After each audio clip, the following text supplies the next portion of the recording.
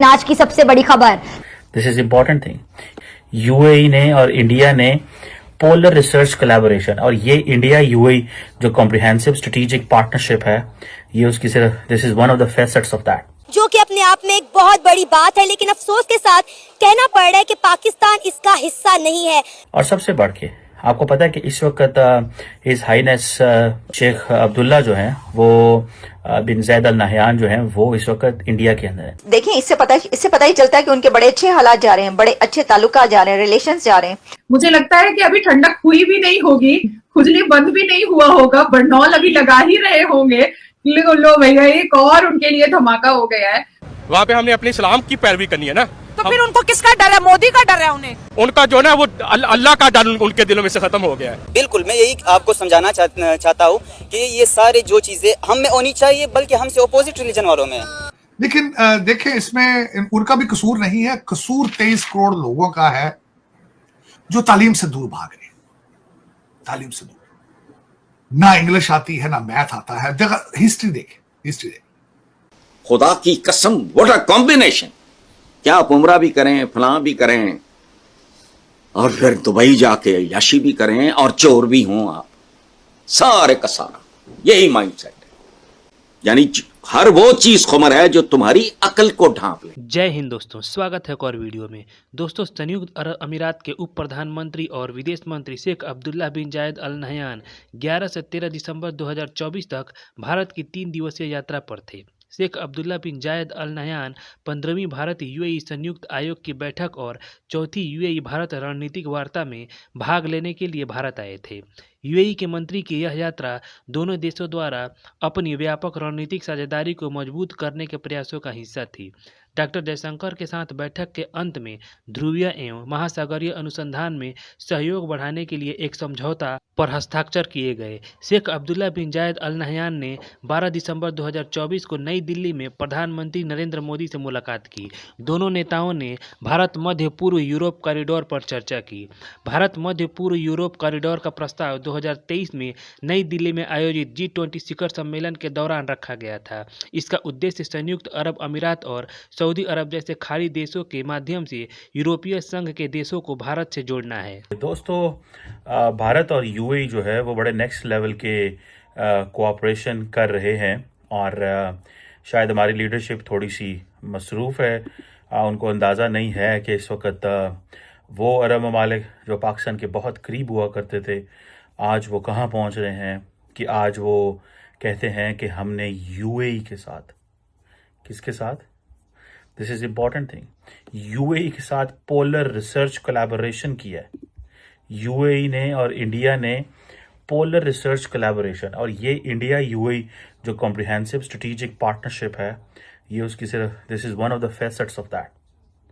और अगर आप ये देखें कि एक तरफ हम ये देखते हैं कि कॉम्प्रिहेंसिव इकोनॉमिक पार्टनरशिप एग्रीमेंट है, ठीक है, दोनों मुल्कों के दरमियान, और इसकी वजह से बैरियर्स जो हैं वो यूएई समझता है कि कम हुए हैं, और दूसरी तरफ ट्रेड बेहतर हुई है, इन्वेस्टमेंट्स आई हैं, और सबसे बढ़ के आपको पता है कि इस वक्त हिज हाईनेस शेख अब्दुल्ला जो हैं वो बिन जैद अल नहयान जो हैं वो इस वक्त इंडिया के अंदर है। एंड आप बड़े आराम से कह सकते हैं कि he is one of the very close friends of doctor Jaishankar. अगर आपको याद हो कि he was the first person to whom doctor Jaishankar went to see, आपको ये याद होगा कि ये जो उनको मिलना, उनके साथ एक्सचेंज, राब्ते, सारा कुछ करना, बायलैटरल कोऑपरेशन, और आज इस मुकाम पे ताल्लुकात आ गए हैं कि दोनों मुल्क जो हैं वो पोलर रिसर्च, यानी कि मतलब आप पोलर रिसर्च,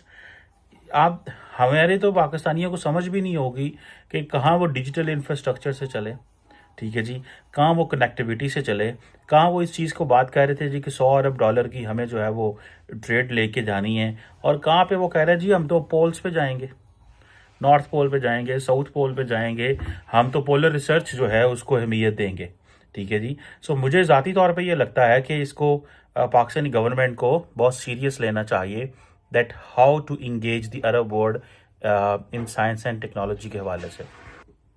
यानी कि अब इंडिया और जो यूएई की पार्टनरशिप है that is on biology, that is on oceanography, that is on socio economic जो मैनेजमेंट है वो कैसे करनी है, और पोलर जिसे वो कहते हैं ना, पोलर रिसर्च जो है वो अब जिसे कहेंगे ना कि कैसे उसमें दोनों मुल्कों ने पार्टिसिपेट करना है, काम करना है।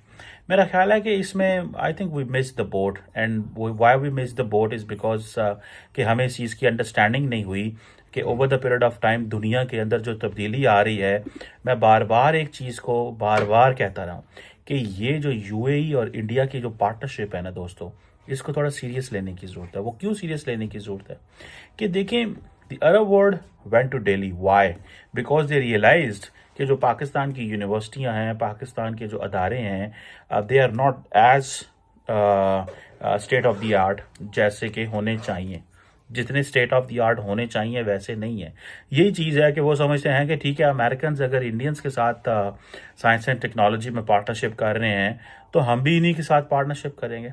सो इट मीन्स कि हमने अमेरिका के साथ जो अपनी दोस्ती है उसको उस तरह फायदा नहीं उठा सके जिस तरह हमें उठाना चाहिए। सऊदी अरेबिया में ये जो हुकूमत आई है ना, ठीक है, ये अमेरिकन नवाज है। अच्छा, ठीक है, इन्होंने बिल्कुल जो इस्लामिक लॉ थे वहाँ के उसको इन्होंने आहिस्ता आहिस्ता आहिस्ता खत्म कर दिया। जुआखाना भी वहाँ पे, मतलब ये है कि वो क्लब वगैरह वहाँ, इवन के मक्का और मदीना में भी ठीक है, वो बात नहीं रही जो पहले थी। अच्छा, आप ये देखें, आप कह रहे हैं मक्का मदीना में वो बात नहीं रही। मक्का और मदीना में भी वो बात रही जो हमारी इंफॉर्मेशन के मुताबिक है। अच्छा जो सर, हमें मीडिया से मिलता है। क्या कहना चाहेंगे हम लोग, मतलब अगर पाकिस्तान की बात करें, हम तो सऊदी अरेबिया, यूएई ऐसे इन कंट्रीज को समझते हैं बड़े मुकद्दस, बड़े अच्छे, हम तो इन्हें फॉलो करते हैं ना। तो यहाँ पे ये चीजें हो रही हैं तो अब हमें ये भी चीजें फिर फॉलो करनी चाहिए मेरे ख्याल से।